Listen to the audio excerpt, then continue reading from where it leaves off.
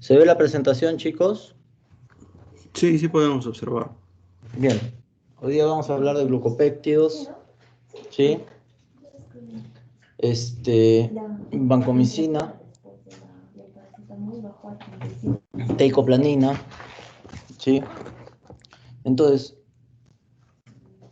la vancomicina es un glicopéptido formado por aminoácidos y azúcares, ¿sí? Tiene un alto peso molecular, es muy ionizado, ¿sí? Y se usa para el tratamiento del estafilococo aureus o epidermidis.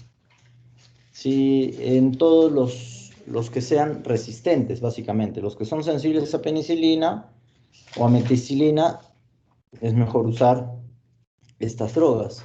Pero en los que son resistentes vamos a tener que usar vancomicina. El espectro de la vancomicina es un antibiótico de espectro súper reducido, ¿sí? Va a agarrar estafilococos y algunos anaerobios, por eso se usa en algunas infecciones intraabdominales.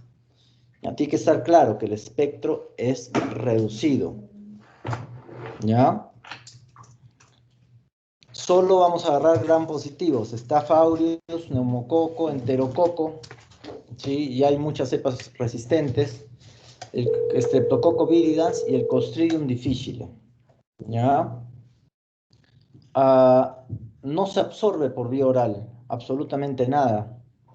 Cuando lo damos para Clostridium difficile tenemos que darlo por vía oral, para que agarre la luz del intestino, y además lo tenemos que dar por vía endovenosa, ¿ya?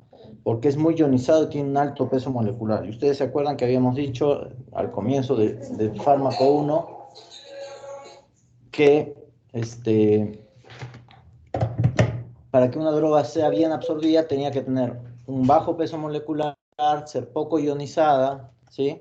Y ser lipofílica de conveniencia, ¿sí?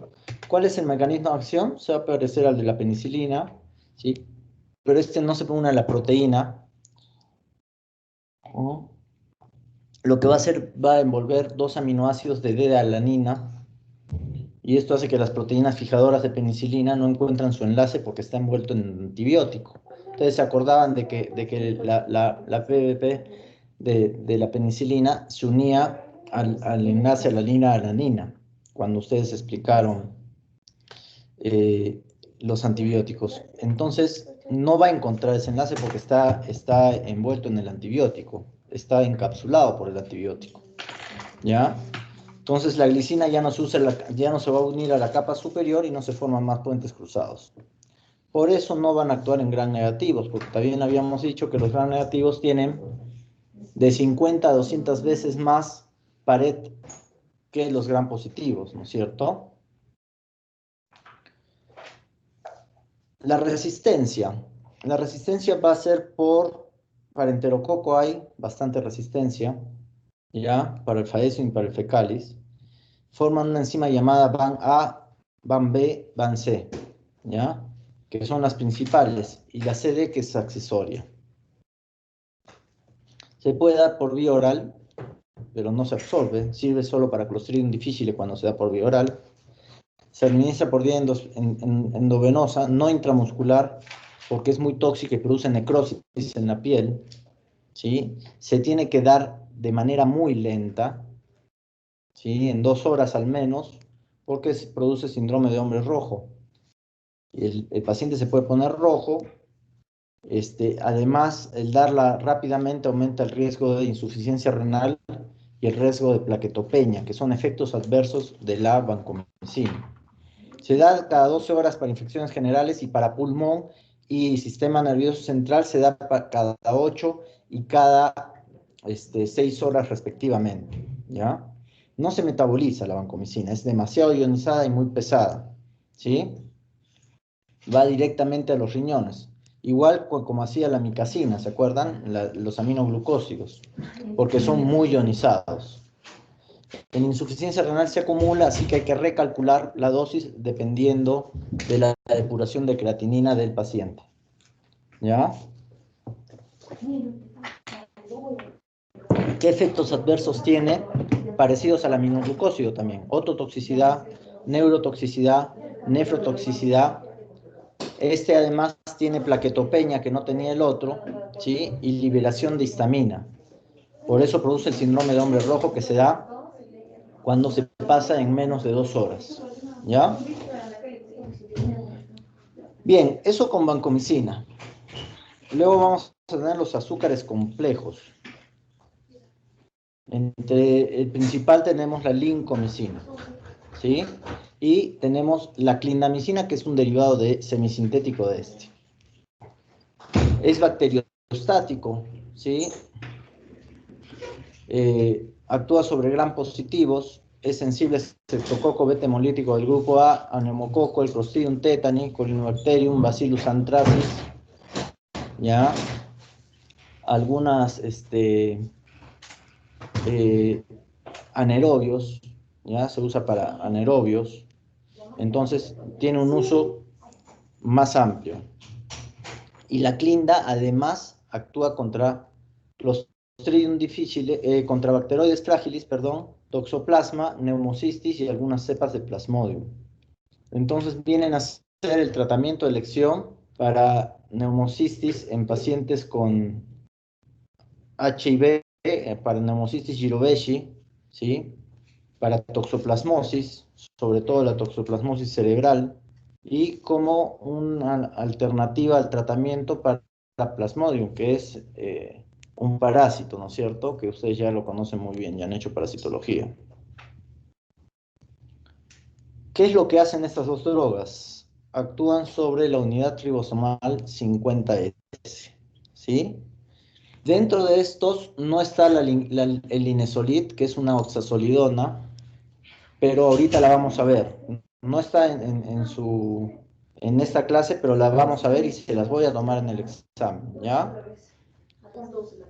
Entonces, va a inhibir la unidad ribosomal 50S, es un bacteriostático. Habíamos dicho que el único bactericida que actuaba sobre las unidades ribosomales eran los aminoglucósidos, ¿sí?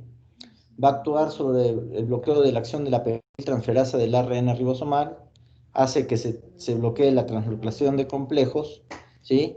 Y no se debe usar junto con cloranfenicol ni macrólidos porque actúan en el mismo sitio y producen competencia, ¿sí? Entonces, la efectividad de la droga va a ser mucho más baja porque están compitiendo entre las mismas drogas que ustedes están dando. Entonces, nunca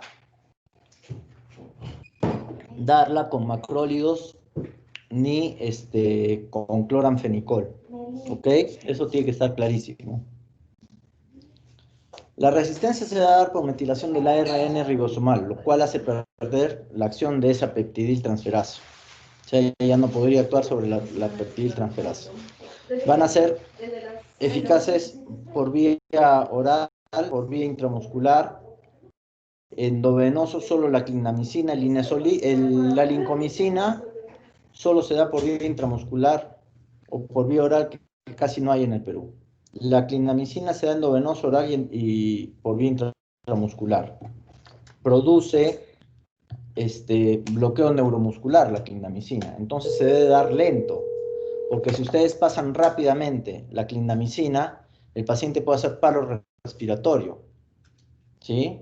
Entonces hay que pasarla lentito, lentito para que no produzca bloqueo neuromuscular. Y en pacientes que ya tienen deficiencias neuromusculares hay que estar muy atento. Es preferible no usarlo, ¿no?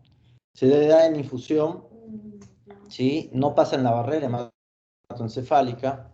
El 90% se metaboliza en el hígado y 10% en la orina, se da cada 8 horas. Y cuando hay insuficiencia renal no se reduce la dosis porque tiene un metabolismo de 90% en el hígado. ¿Ya? ¿Cuáles son los efectos adversos? Gastritis, náusea, vómitos, colitis pseudomembranosa. Cuando se usa de más de 7 días, el riesgo de colitis pseudomembranosa ya aumenta. La colitis pseudomembranosa se da por Clostridium difficile, que lo que pasa es que barre toda la flora bacteriana, sí, pero no agarra Clostridium, agarra bacteroides. Entonces, se barre todo el bacteroides y queda el Clostridium para progresar en ese ambiente y se produce infección por Clostridium y colitis pseudomembranosa, ¿ya? Entonces puede dar bloqueo neuromuscular. ¿En dónde vamos a indicar la clindamicina? en infecciones de piel, en algunos tipos de neumonía, en toxoplasmosis, en neumocistosis, ¿sí? Por Girovechi, en pacientes con VIH, ¿sí? Y en parasitosis como Plasmodium, malaria, ¿sí? Que puede ser como un tratamiento coadyuvante. Bien, hasta ahí tenemos los azúcares complejos, ¿ya? Vancomicina y azúcares complejos. No es mucho, ¿no es cierto? Ahora espérenme un segundito, ya que voy a cargar otra diapositiva.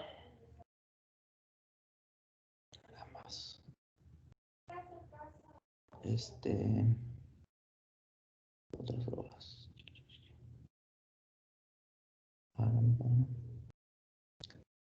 Chicos, ¿llegaron a ser macrólidos?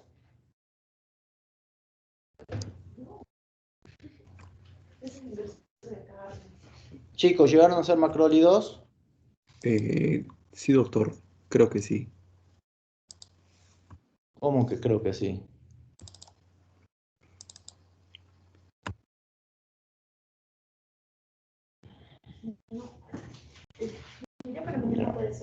Ah,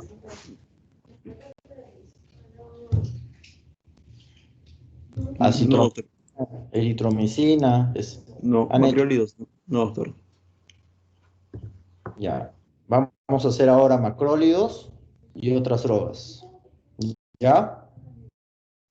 Y la siguiente clase vamos a hacer antivirales y antifúngicos. ¿Sí? Porque no pueden irse de farmacología sin aprender macrólidos. Y se los voy a tomar en el examen, ¿ah? ¿Ya? Está bien, doctor. Bien. ¿Qué son los macrólidos? Habíamos dicho en las clases anteriores que teníamos fármacos de amplio espectro, que era clorafenicol, tetraciclinas y macrólidos. ¿Sí? Bien, entonces son fármacos de amplio espectro, naturales o semisintéticos, tienen una molécula de anillo lactónico, son bacteriostáticos, ¿ya? Son de amplio espectro, pero un poco de tetraciclinas y clorafenicol. Tenemos dos generaciones.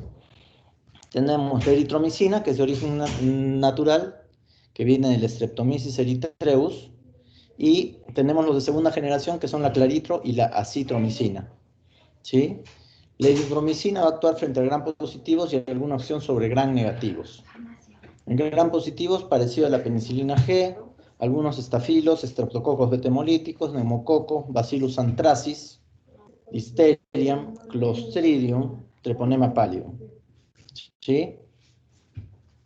Gram negativos, Haemophilus influenzae, Moraxella, Catarrhalis, Legionella, ¿sí?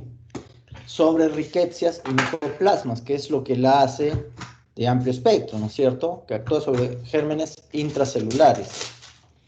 No se debe dar eh,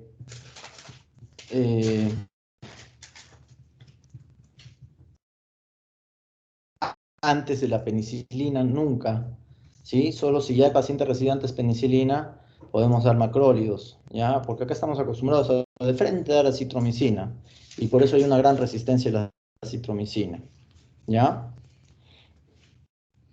Los macrólidos, todos, se pueden dar en menores de 8 años, cosa que no podíamos hacer con las tetraciclinas, ¿se acuerdan? Con las tetraciclinas, producía lesiones en el cartílago de crecimiento, en los dientes, entonces no podíamos darlo en menores de 8 años. En las macrólidos sí podemos dar en menores de 18 años, ¿ya? Y actúa bien sobre el Mycoplasma pneumoniae, por eso se usa en las neumonías extrahospitalarias o de la comunidad. Luego tenemos la claritromicina, que tiene el mismo espectro, pero tiene mayor acción contra Moraxella y Haemophilus influenzae. Y además, uno de sus mejores efectos es que actúa sobre el Helicobacter pylori. El Helicobacter pylori produce gastritis, úlceras y finalmente cambios linfoides en la pared del estómago, ¿ya? También va a actuar sobre el Mycobacterium avium, que es el que produce TBC en pacientes con VIH. va a actuar en clamidias y en uroplasma, que produce infecciones ginecológicas, ¿sí? Y luego tenemos la citromicina, que tiene menor acción sobre gram positivos y mayor sobre gram negativos, ¿ya? Estas también inhiben la síntesis proteica en la unidad 50S, impidiendo lo mismo el proceso de translocación. No se debe mezclar tampoco con azúcares complejos, con tetraciclinas, ni con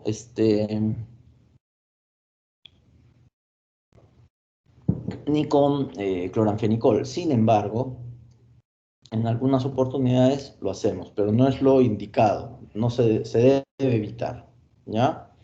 La resistencia se da mediante 4 mecanismos. Uno, proporinas modificadas que impiden el ingreso, bombas que expulsan macrólido, es decir, entra el macrólido y se expulsa rápidamente, modificadores ribosomales que van a impedir la afinidad por el ribosoma y esterasas que inactivan la eritromicina, sobre todo en la eritromicina.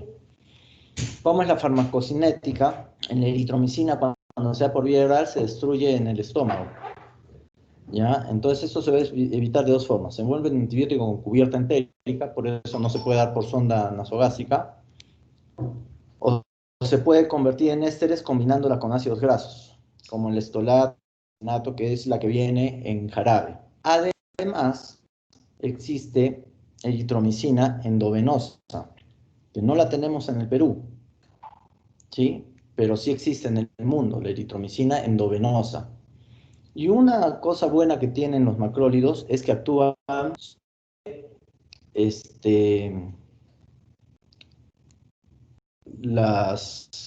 los flagelos de las células pulmonares, no los flagelos, ¿cómo se llaman? Las vellosidades de las células pulmonares, ¿ya? Entonces, hace de que se bote más germen del pulmón, ¿ya? Es un mecanismo que ayuda a limpiar el pulmón cuando hay infección, ¿ya?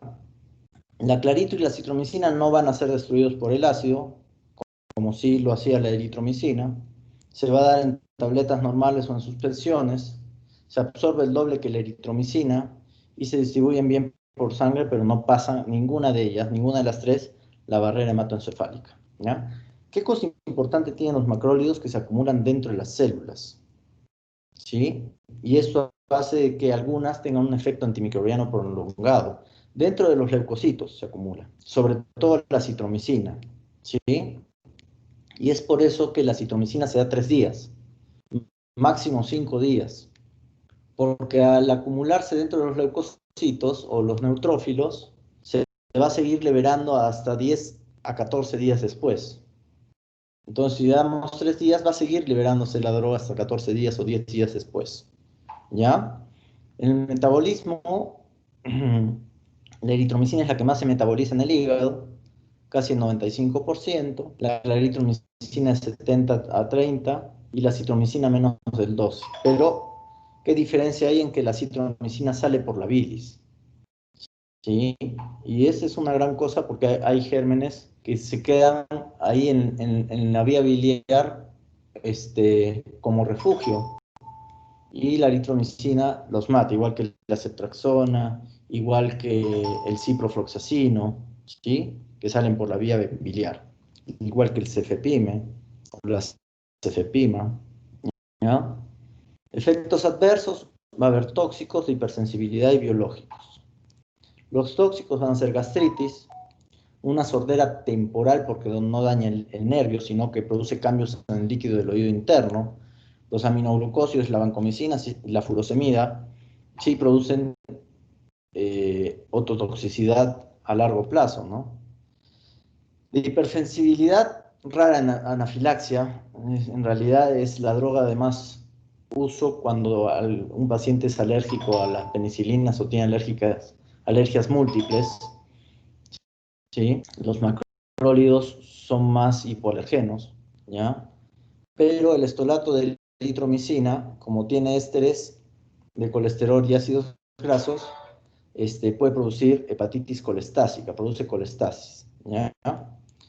También pueden producir hepatitis eosinofílica, sobre todo en reacciones adversas de hipersensibilidad, ¿ya? Y los efectos biológicos que modifican la flora intestinal. ¿Cuáles son las indicaciones? Infecciones del aparato respiratorio alto, neumonías de la comunidad, neumonía por micoplasma, enfermedades por legionela, ¿sí? Hemófilos influenzae y Moraxella catarrhalis, Helicobacter pylori, ¿sí? Mycobacterium avium, y en gastroparesia, ¿sí? Porque justamente actúa sobre estos receptores de motilina que les decía que están en el pulmón. Esos mismos receptores están son los que producen la peristaltis intestinal. Y hay enfermedades como la diabetes, enfermedades como los pacientes neurológicos críticos o severos, en los cuales hay gastroparesia, es decir, no se mueve el estómago y no se relaja el píloro, ¿ya? Al actuar sobre los receptores de motilina, la eritromicina empieza a producir ese peristaltismo y a mover el píloro, a relajarlo un poco. Y empieza a pasar la alimentación, ¿sí? Entonces, una de las cosas importantes es de los macrólidos y sobre todo de la eritromicina, ¿sí? El que más efecto tiene. Todos tienen efecto sobre el receptor de motilina, pero el que más efecto tiene es la eritromicina, ¿sí? En la gastroparesia en general, ¿ya? ¿Y cuáles son las contraindicaciones? La hepatitis colestásica. Bien, en otras drogas vamos a ver el linezolid y la colistina, que son drogas que ustedes van a ver en su práctica clínica cuando en algún momento empiecen a ir al hospital nuevamente, ¿sí? El linezolid es una droga que actúa sobre los gram positivos y solo se usa para organismos resistentes.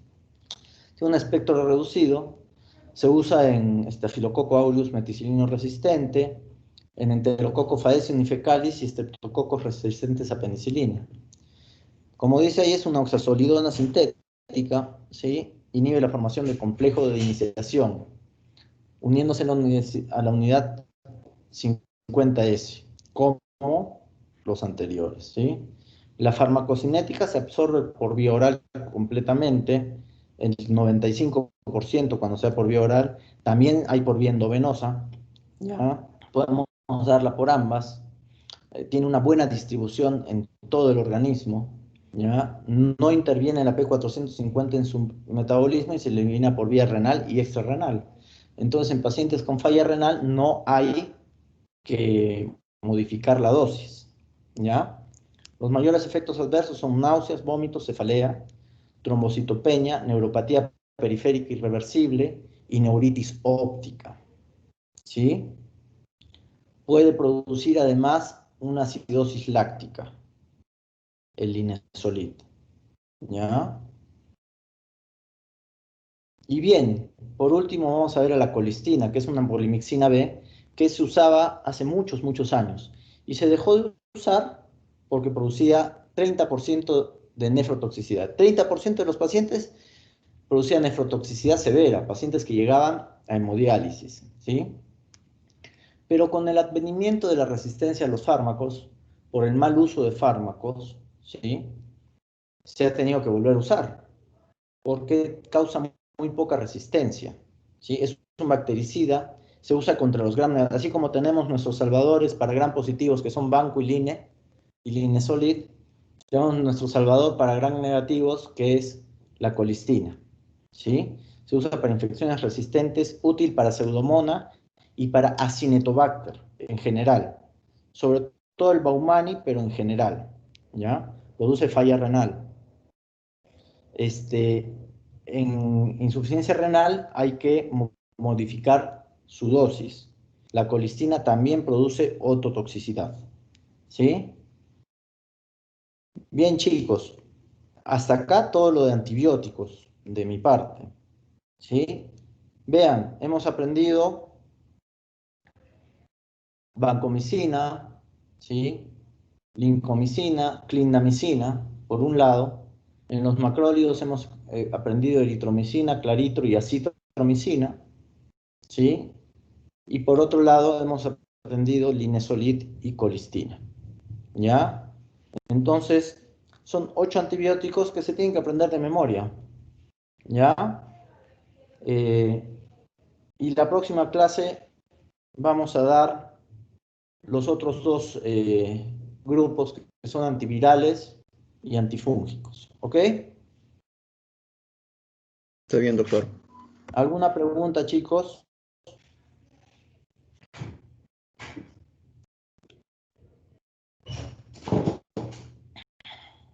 Bien, entonces nos vemos la siguiente semana con esos dos temas, ¿ya?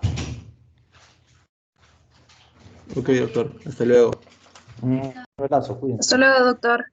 Hasta luego. Gracias. Gracias, doctora. Ya, chao.